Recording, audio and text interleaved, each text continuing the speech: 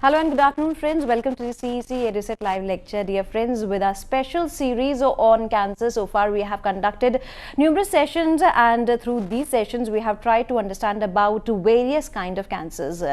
Dear friends, the objective of carrying such type of series and carrying such type of lectures is to make you aware with this particular type of disease, to make you aware that this type of disease, that is cancer, can exist in the various parts of the body. So we want to aware you, we want you to take care of yourselves. So therefore, we conduct such type of sessions for you. Dear friends, in this session today, we are going to talk on colorectal cancers. What are colorectal cancers?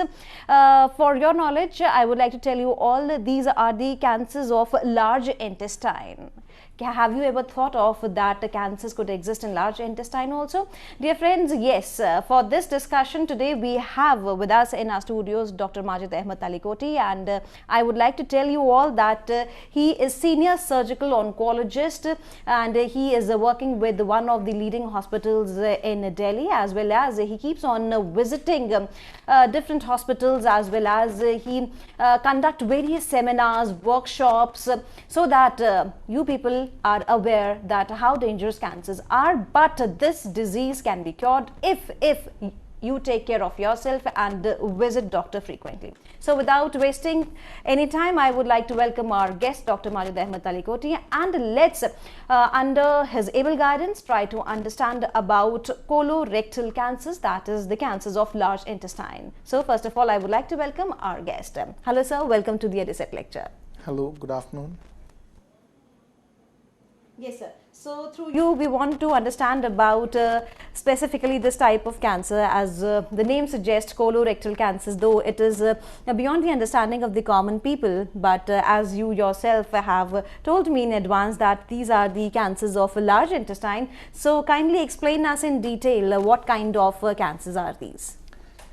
Basically, colorectal cancers, these are very common cancers. If you just see like how common they are normally, third commonest cancers. Like in males, you get the in males you get the lung cancer, oral cancer, which are more common than these, and in females you get the breast cancer and the cervix cancer. But this colorectal cancer is very common in both, in males as well as females, and it is the third commonest cancer. And if you see the mortality wise, people dying from this cancer, it is the second most commonest cancer. A disease where the disease of cancer affects the intestine. We all have small intestine, large intestine. If you see this slide, here what you see in orange is the large intestine in our body, in the stomach, and if the cancer occurs in this large intestine, then it is called as a colorectal cancer.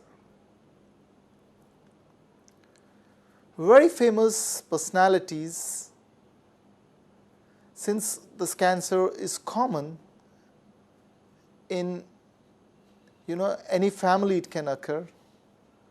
So we have seen very high profile people also developing this cancer. If you see worldwide, you might have heard about Bobby Moray, who was the captain of the England cricket team which won the 1966 World Cup.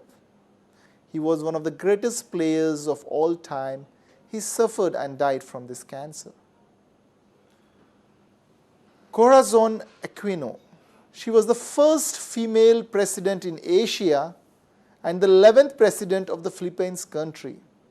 And she was the icon of Philippine democracy. She also suffered. Who has not heard about Queen Elizabeth?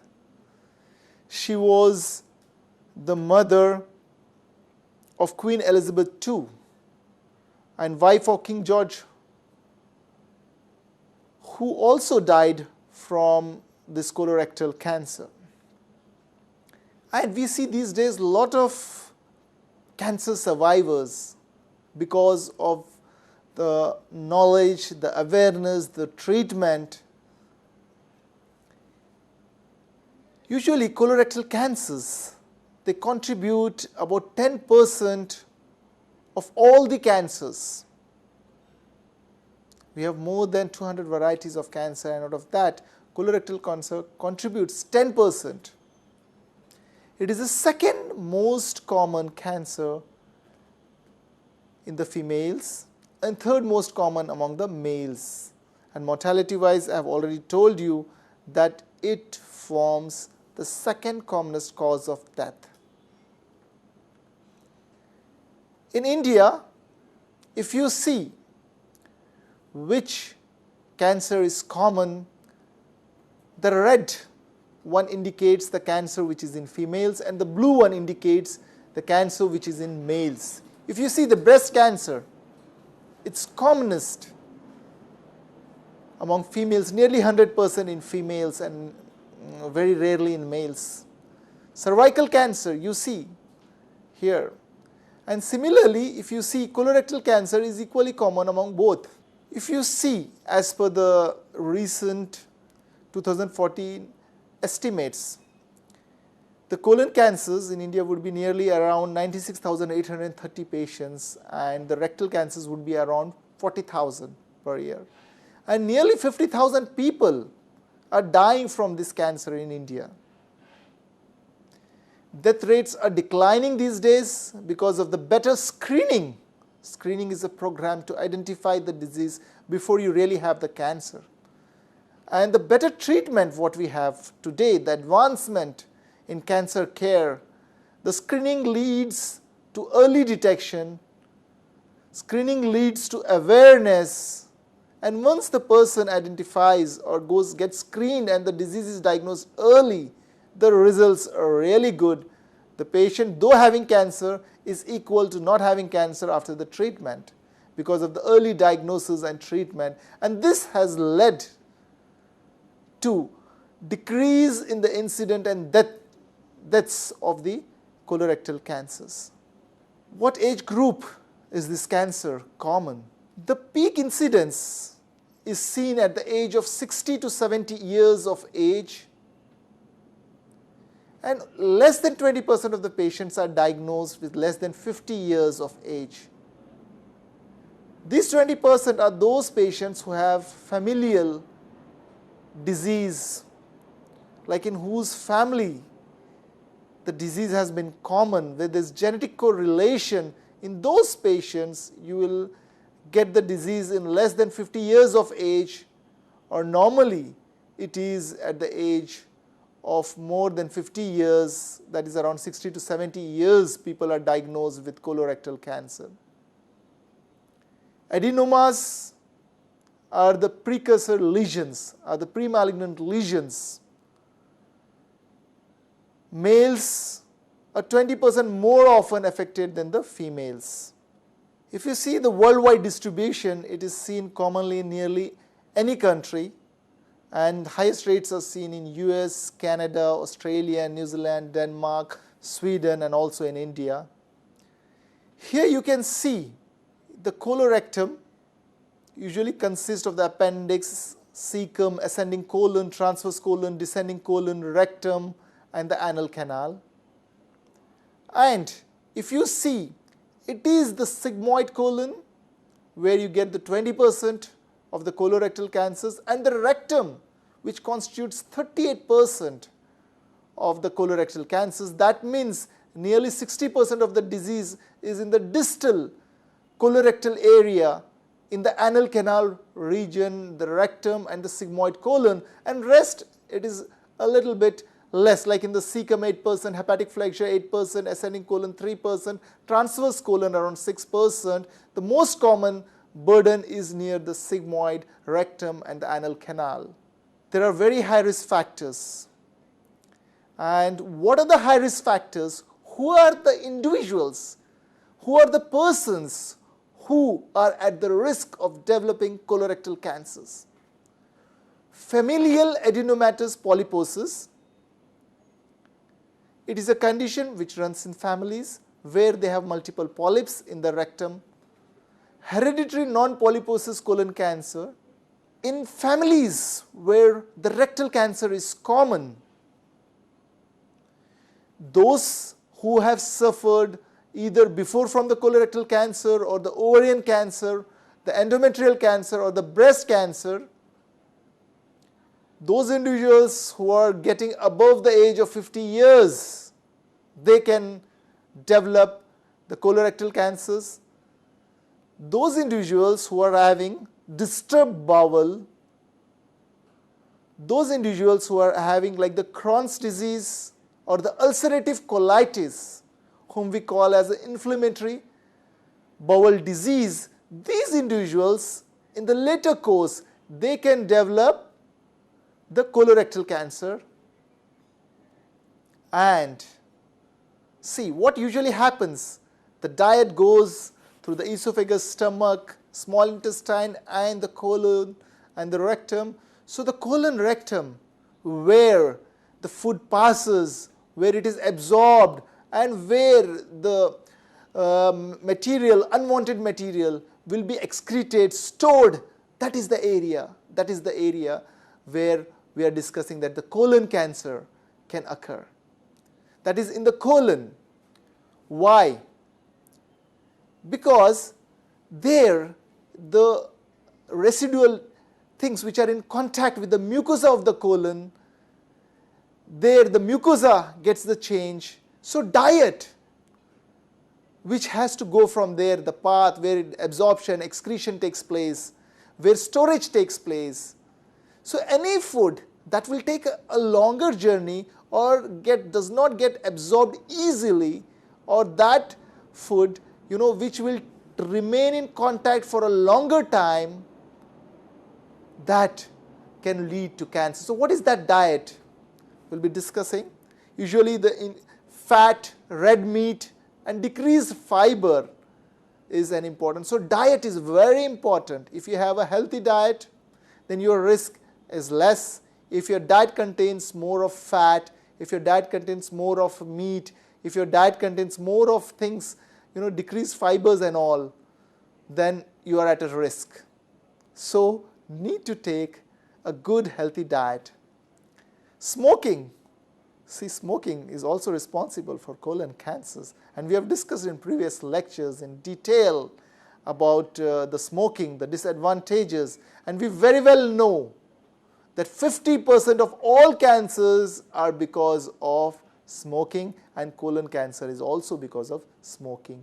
And in females also, nearly 25% of cancers are because of smoking. So be aware, do not smoke, do not kill yourself, do not commit suicide by taking tobacco in any form. Diabetes mellitus, HIV. People who are suffering from HIV, they can also, develop colon cancer. Radiation therapy may be for any other cancer like the prostate cancer, and the rectum is located behind. So if radiation is given, maybe after many years, there is a chance that you may also develop a prostate cancer, means you may develop the second cancer in them as a colon cancer. But nowadays the radiation has become very safe because of the newer inventions, newer techniques, and because of the true beam and all that.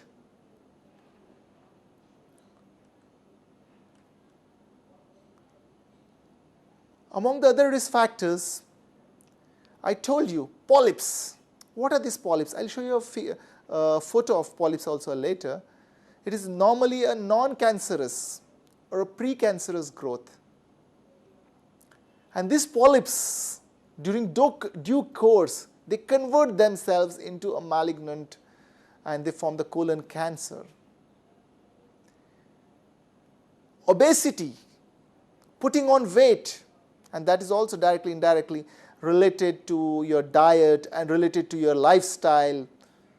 So be aware, don't be obese. And obesity, you have seen, it also causes breast cancer and many more cancers.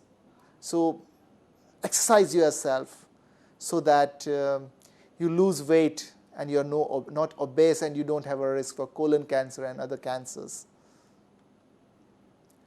So now, I told you about the dietary factor.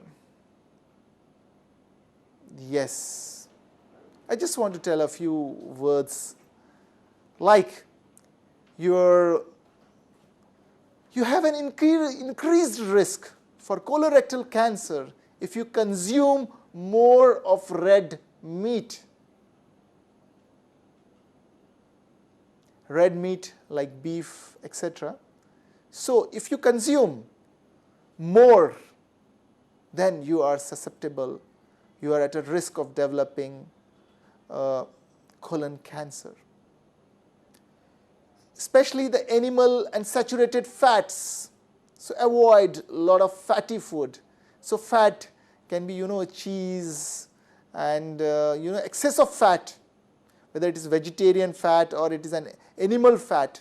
Any fat can be one of the reasons for you to develop the cancer, especially the colon cancer. And don't take too much of sweets, carbohydrates, and alcohol.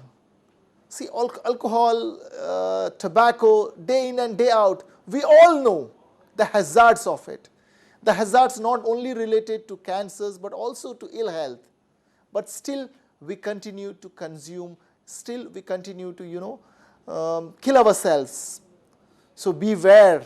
You should also know that alcohol can also cause colon cancer. And what can decrease the risk? Which is the diet I should take? Because without eating food, I cannot live. And if I have to live, I have to take diet. Should I quit? No. Have limitations. You should take food that is like, which is more of vegetables, more of fibers, which can be easily digested, which will not add calories, which will not add more of, overweight. So you see here, we had discussed about the oral cancers where, lung cancers where tobacco. And after that, tobacco, alcohol. Now you see diet is also one of the risk factors.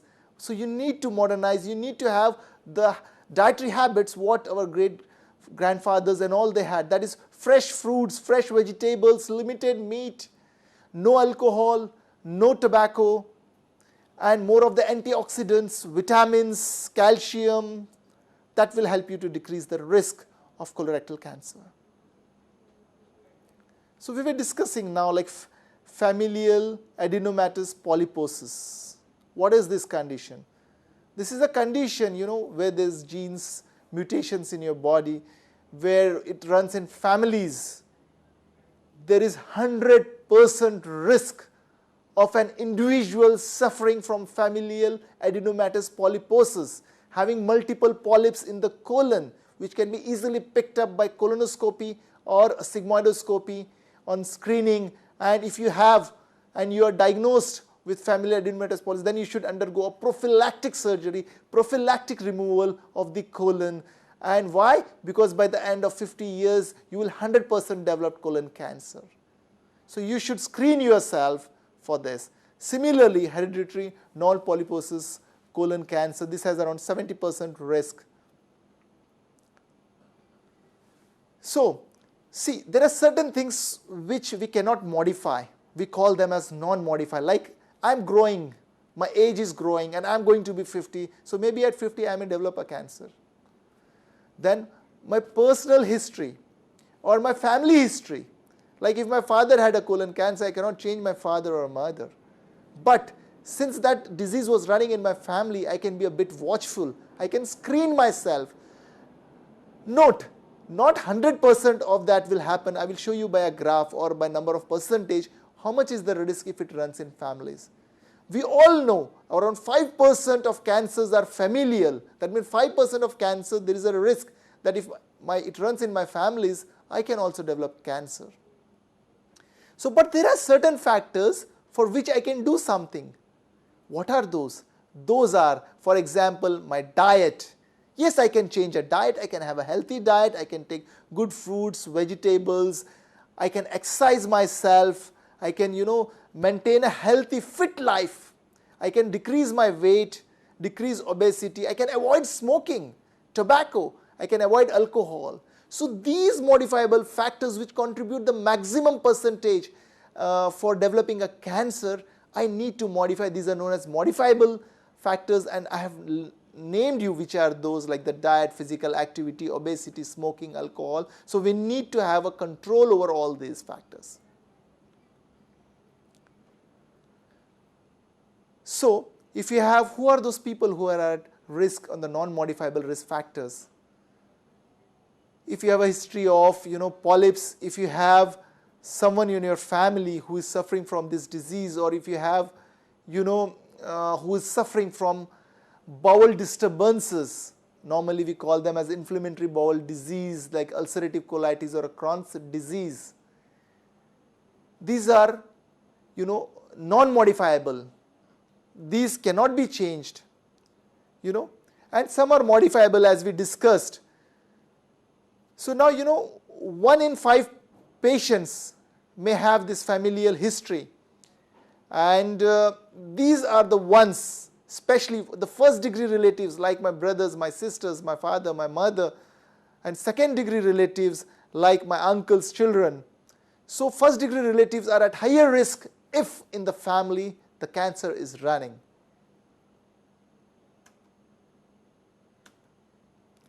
So see, always we are discussing in this colon cancer, diet, diet, diet. So beware of the red meat, processed meat. You can take more of fruits, vegetables, grilled cooking, or fish. Like these are a little bit less risk. You can take this, you can consume this, but you need to consume within the limits. I told you, what we can modify, what we can do is we can stay fit, we can stay healthy, we can reduce our weight. How? We can exercise ourselves. Let's walk, let's do some amount of exercise, let's spare some time for ourselves. This will definitely go a long way. Not necessary, even if you start it a little later, elderly people also, if they start even from today, that is going to benefit them. Don't put on the extra more weight now. Try to either stay there and try to reduce yourself to be away from the cancers, to be away from other diseases. Actually, I was just the other day I was reading a joke on diet. What it was said was, like, what we eat, 1/3 is for ourselves, and the remaining 2/3 is for the doctors. I hope you got my joke. That means if you eat more, that you are becoming, you are making yourself ready to spend on doctors. So avoid overweight and obesity. Quit smoking, quit alcohol, I always say, and I say today also, quit tobacco, quit alcohol, you will be away from major diseases, major cancers. And there are other risk factors. Like I told you, if you have undergone radiation treatment for some cancer, so there is a chance that you may develop a second cancer when you're a cancer survivor for more than 15 or 20 years. And nowadays you see there's a trend of working hard. Those who do more night shifts, maybe 3 night shifts a month for more than 15 years. So your health is going to deteriorate, and that can add on that there are studies which have shown that yes, they can develop cancers. And take fruits, vegetables which contains more of vitamins. So just diagrammatically, take calcium, fibers, fruits, vegetables, drugs. Your risk will drugs like multivitamins and all that. So that is going to reduce your risk if you take these factors. Those are at different risk are like if you have a familial history, if you are having inflammatory bowel diseases where your bowel is not good, not strong, if you have a family history. So I told you polyps. Initially I showed you a slide where a polyp is a precancerous lesion and is going to turn into cancer. Now, if you come to know you have a polyp in your bowel, and the size of the bowel will decide, bowel, if in the bowel, if you have a small polyp of less than 1 centimeter, your risk is a little less. Maybe if you have, it will be somewhere, the risk will be around 10%. If you have a polyp which is around 1 to 2 centimeters, then your risk varies from 30 to 50%. And if you have a polyp, if you have a polyp, more than 2 centimeters, then your risk is going to be from 30 to 50%. That means your polyp changing into cancer is nearly like, out of 2, 1 will develop a cancer. So whenever there are polyps, you can better get them removed by colonoscopy and get it, histopathological study done. And if in the study it comes like it's benign, nothing more to be done, that means it is better before that polyp turns into an ulcer, get yourself treated. And if there is a polyp, if it is less than 1 centimeter, keep a good watch, like repeated screening every 3 months to see that polyp does not increase in size. And if it is more than 2 centimeters or 1 to 2 centimeters, better get it removed. So I was telling you familial risk. See, if any one of my family member is having a cancer, and I told you that yes, there is a risk that I may also develop cancer, how much is the risk?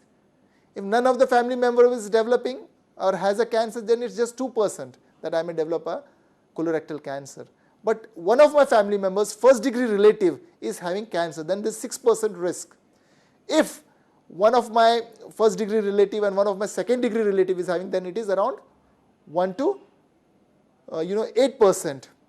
And if anyone in my family, or if I am having HNPCC, hereditary non-polyposis colorectal cancer, then there's 70% risk that I may develop a cancer. And if I am having a familial adenomatous polyposis where there are multiple polyps in the colon, then by the age of 50 years, there is 100% chance that I will develop a colon cancer. Those individuals, depending on the risk, need to treat yourself. Either maintain on a screening or go for a prophylactic surgery in case of FAP, familial adenomatous polyposis, where there are multiple polyps in the colon, because the risk of you developing cancer by the age of 50 years is 100%.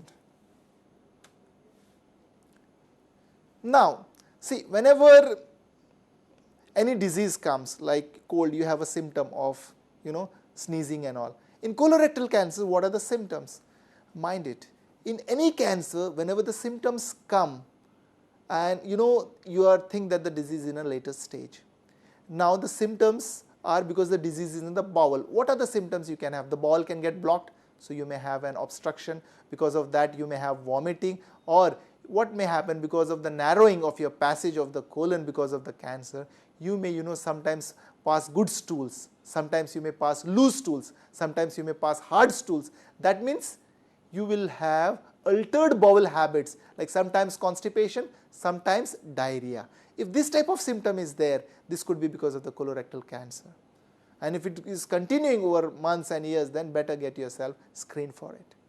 Other than that, if a male has anemia, unless proved otherwise, especially after 50 years of age, we should go in the direction, think in the direction that probably, yes, this male could have a colon cancer. In females, there are other causes like, bleeding, menstruation and all those things that where you can get a anemia.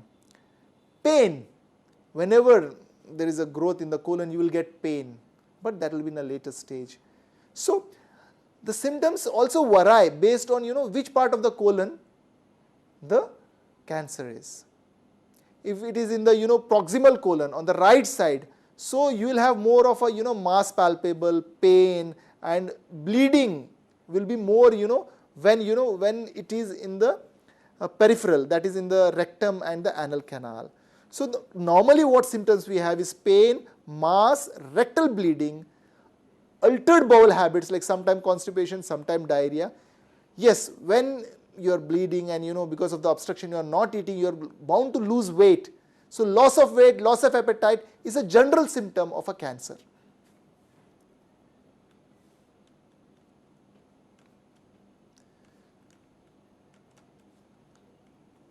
So what happening is, whenever you have colon cancer and you are getting the symptoms, no need to panic. You need to, get yourself screened, and once you are screened, you come to know, yes, there is a polyp, it can be treated well. And even in colon cancers, the prognosis are really good. As we go ahead, I will tell you, I will show you, how good the disease is, meaning to say, if in early stages, nearly there is 100% chance of cure. Unless and until this is advanced, last stage, even in last stage, 10% of the people live for more than 5 years. So if you get yourself treated, maybe you are one among those 10%. And what were the risk factors? These are the etiological factors. These are the causes of the cancer. And I told you what is going to benefit, what is going to harm you, which diet is going to benefit, which diet is going to harm you, where obesity is going to harm you, where your habits, personal habits, are going to harm you. These all form the etiological factors. 50 to 70% cause for colon cancer is your diet, and 35% of all cancers, diet is the cause. If you see the colorectal cancer etiology, your personal lifestyle, your environmental exposure, your lifestyle, colorectal cancer, they all go on and on. They are like a cycle.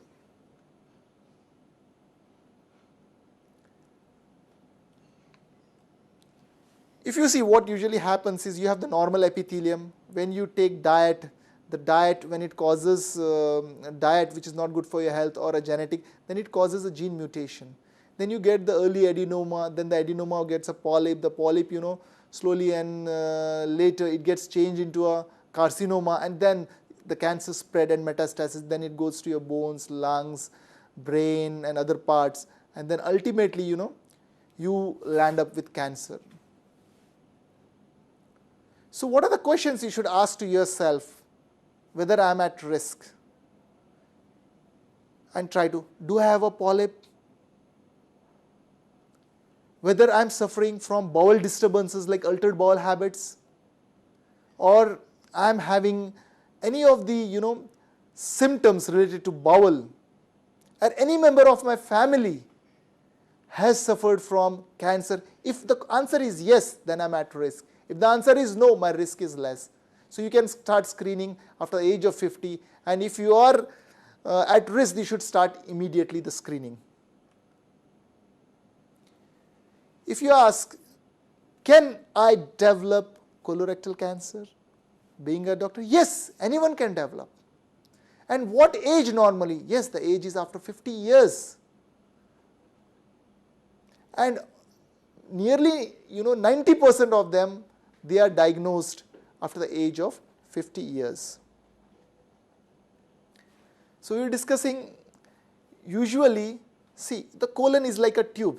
You have a small tumor, it will never give you symptoms because there is a lot of space for the food to go by the side from the passage. So by the time you develop the symptoms, it's nearly late. So don't wait for the symptoms to come and then go for the treatment. And don't neglect any symptom which you think could be, could be cause for the cancer. Like for in general, if you see the symptoms like, usually there are certain symptoms which we should not neglect. For example, if there is an ulcer anywhere in the body which is not healing within 15 days, if there is a lump or a mass anywhere in the body, you should not neglect those symptoms also. If you have difficulty in eating, if there is a change in voice, there is indigestion, loss of weight, loss of appetite, if there is a bleeding through any passage, whether through the nose, through the mouth, or any passage from where bleeding should not occur, and if you're having cough which should not occur and it is there, and if you are having abdominal distension, you are having indigestion, you are having vomiting, you are having jaundice, you are passing blood in the urine, or you are feeling a mass in the abdomen, or you are having any altered bowel habits like sometimes constipation, sometimes, these are the general symptoms which are most commonly a person should not have these symptoms for more than 5 to 10 days. If they have it, then you should give an alert and an alarm to yourself, is there something going wrong in my body? Now, think, a person is having some symptoms, what I said, is at a risk. Now, how will I come to know whether am I suffering from colon cancer or no? So, what we normally do is, since we know that this cancer is in the colon, that is in the large bowel. So, that what you need to do is, how can we see inside? We have a scope. I will show you how the scope looks like in one of this. Through that, you go through the rectum, through the sigmoid, the ascending, transverse, descending, and then you just see, is the lumen okay? That we call as that procedure as colonoscopy. We put a scope and go, this is a painless procedure. Sometimes it is done under MAC, don't need to give a general anesthesia. You are given some laxatives to make the bowel free from the fecal matter. Then you go with the scope and look whether and how it looks, I will show you. So, colonoscopy is one of the test investigations which will lead us to look whether there is any cancer inside. Once we know that there is a cancer, then we take a biopsy, a small tissue, and that tissue is sent for histopathology, and in that, whether it comes as a pre-malignant, malignant, or whether it is a cancer. And once it is cancer, then you need to treat. So, there are few tests which we used. One is colonoscopy, one is barium enema, means you pass some dye through the rectum and look whether there is any ulcer or anything in that. We have certain tumor markers. Whenever a person suffers from a colon cancer, there is a specific marker which we call as CEA, chorioembryonic antigen. This marker should normally be less than 5, and if it is more than 5, that means you might be harboring a colon cancer. So, this is one of the markers which normally for screening or in the post of follow-up we do this. One is colonoscopy or a small short sigmoidoscopy, or then we do the tumor markers. So, these will help us, lead us to know. Other than that, we can get a CT scan done, that will also give us. So, by these scopies or the CT or a biopsy, we come to a conclusion whether you have cancer or you don't have cancer. Based on that, we treat. So, now, once the diagnosis is clear, okay, you are suffering from cancer. So, what you need to do now? What we need to do is, the tissue which was sent is proven now for cancer. We don't need to panic.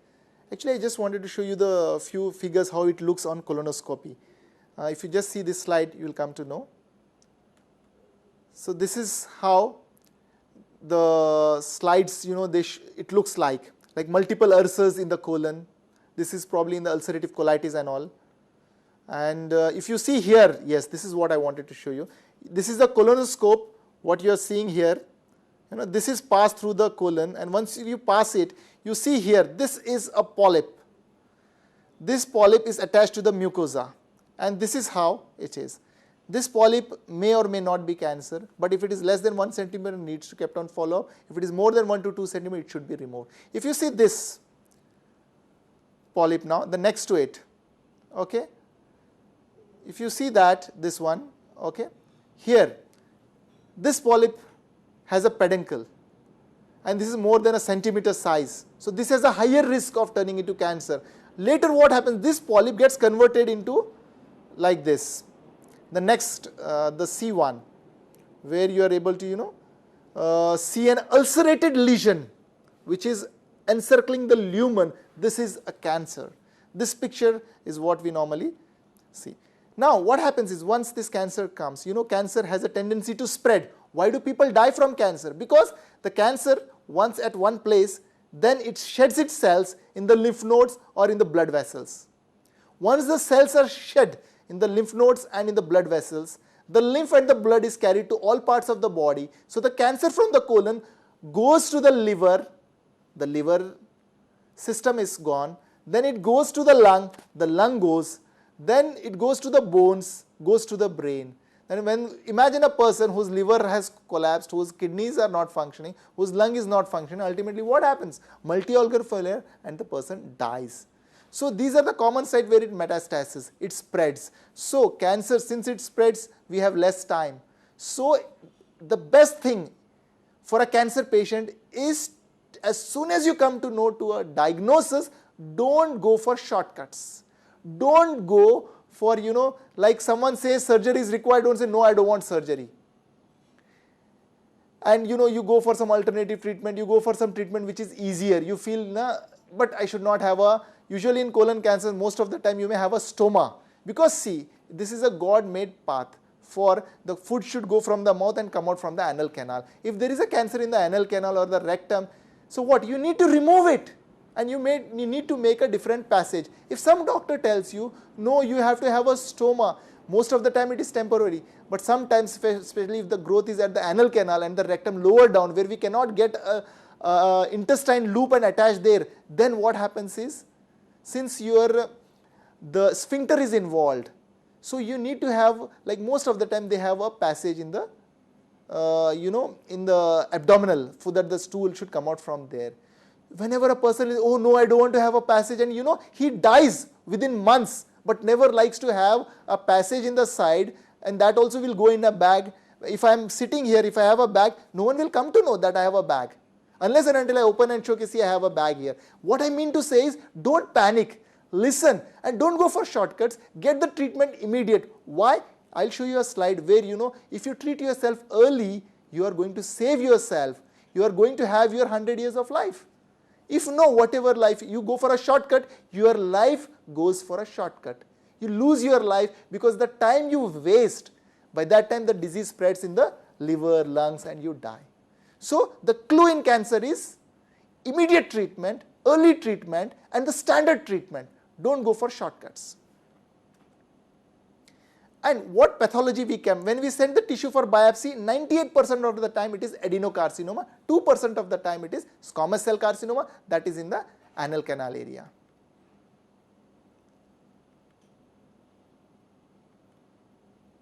So these are, you see how the cancer looks like in the intestine. I am showing you the morphology.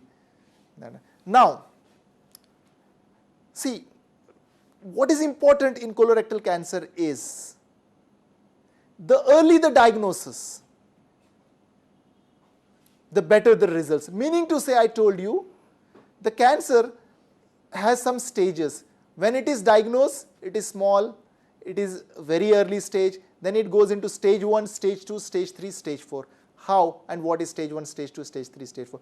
The stomach, if you see the colon lumen, if you cut it, it has a mucosa, submucosa, muscularis, serosa. Okay? If the cancer is just in the mucosa, it's very early, stage 0. There is no need to remove the whole of the colon, only just take the ulcer out. In stage 1, when it involves the mucosa and submucosa. Stage 2, when it involves the muscle layer. Stage 3, when it reaches up to the serosa. Stage 4, when it spreads to the other parts of the body. I'll show you, like for example, you see here, this figure dictates, shows you very nicely. If you see here, stage 1, see it's in the mucosa and submucosa. You see stage 2, it is in the, going up to the muscle layer. Stage 3, it is going up to the serosa. But if you say stage 4, it has penetrated, the tumor has busted out. Now stage 3 and stage 4, the disease will go into the lymphatics, it will go into the other parts and spread, and the chances of patient dying are high. But if you say stage 1 and stage 2, it is very small. So what I mean to say is the treatment at an early stage is better. Why? I will show you the results also stage wise when you treat yourself. When you do stage 1, you only remove a part of the intestine and correct it back. When it is stage 2, you need to remove the intestine and also the lymph nodes. And stage 3, you may have to even be a little more aggressive, and you may need to add chemotherapy to it. And the treatment increases, chances of survival decrease. And in stage 4, you may need to give chemotherapy and may have sometimes, because of obstruction, you may do just a palliative procedure to have a bypass, at least the stool comes out. And what is the treatment, management? As I told you, surgery is the main treatment in colon cancers. If a person says surgery, be happy, because that means the disease is small. That means your disease will be cut and removed and thrown out of your body. And when the doctor says you also need chemotherapy, that means the disease, he is thinking of preventing you from the disease coming back. For that he wants to give chemotherapy. When the doctor says give just medicine, that means think that there is something very grave wrong. That means surgery cannot be performed. That means you cannot be cured. So what I mean to say is, the key is try to diagnose early, be alert, and treat yourself. Don't get misled. So I told you, like in stage 1 surgery alone, in stage 2 surgery alone plus chemotherapy, in stage 3 surgery plus chemotherapy, stage 4 chemotherapy alone. Usually in cancers of the anal canal, rectum, where we are trying to preserve, there you may need to add radiation to it. So there are many different ways of treating, colon cancers. In surgery also we have open surgery, we have minimally invasive surgery. In early cases we can go for a minimally invasive surgery, but sometimes the tumor is large, it needs to be removed, and you cannot just make it disappear from the body. There has to be a cut and the tumor has to come out. So there are many different techniques based on your tumor size stage. You may go for a minimally invasive surgery, you may go for a robotic surgery, you may go for the standard surgery, that is the open surgery, and don't go for shortcuts. And always when you treat yourself, the results are better. And people always have a doubt, when should we give chemotherapy? When should, is chemotherapy required or no? Chemotherapy is required in stage 2 onwards, when the disease is, and the more the disease, the greater the stage, the more the need for chemotherapy.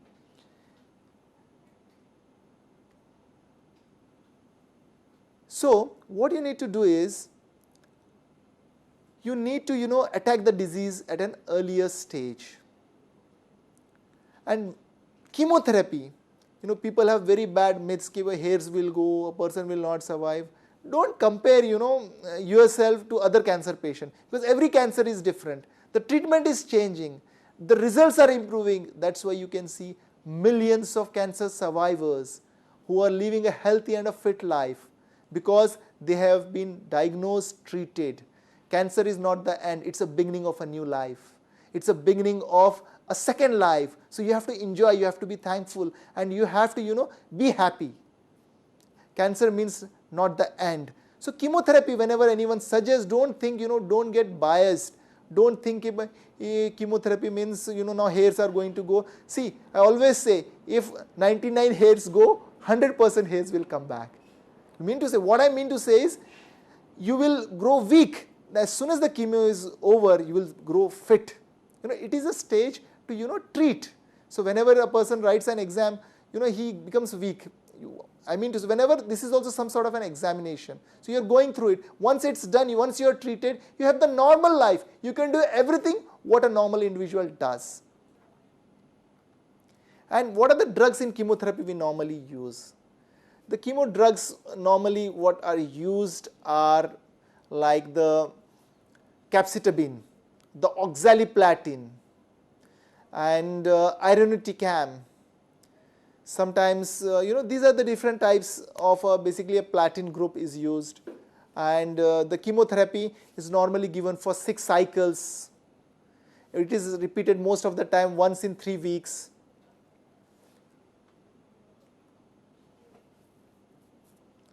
So what is the duration?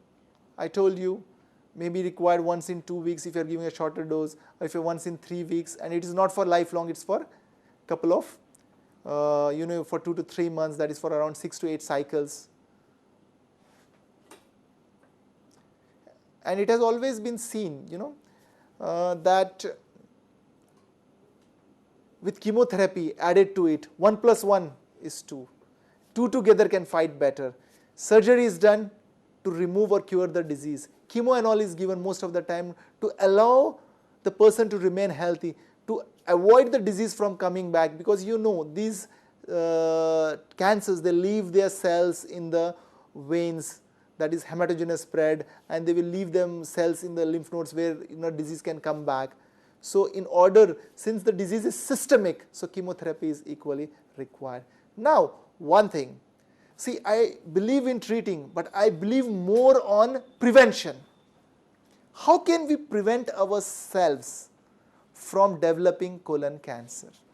Number one, how can I find out whether I am suffering from colon cancer? I told you for prevention, we came to know that diet is one of the important factors. So we need to modify our diet. We know that remaining healthy, fitter, avoiding obesity. So all the factors which I discussed, try to avoid them.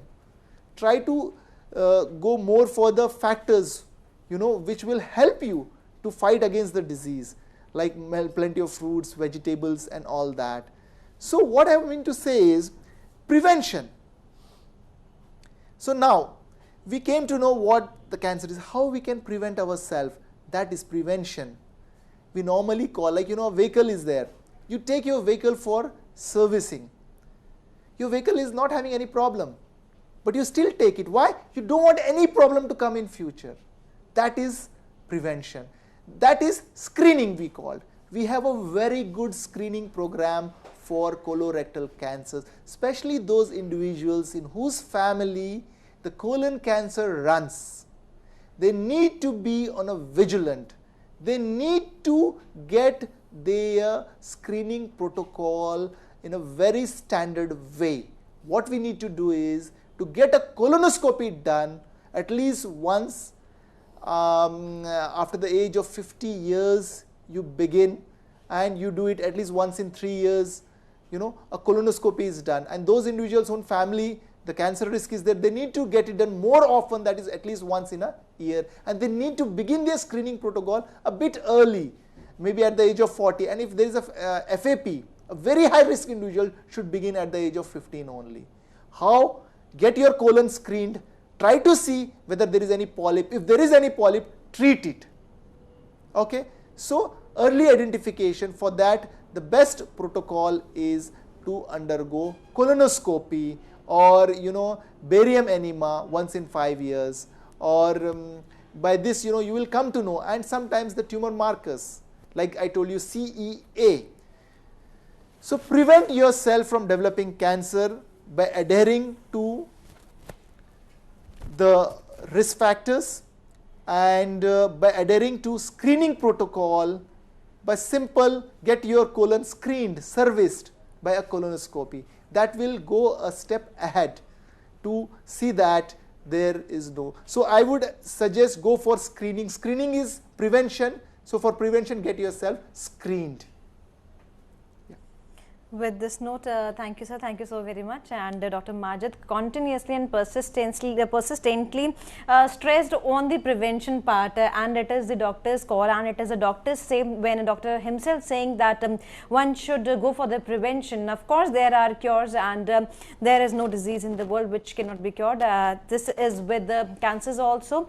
It can be cured, it can be operated, but before that, as Dr. Majid himself said, that we should lead a healthy life. We should eat properly. We should not eat and drink which is prohibited, as well as he himself said that one should go for the regular checkups, as he himself said that screening is mandatory. Don't think that you are healthy.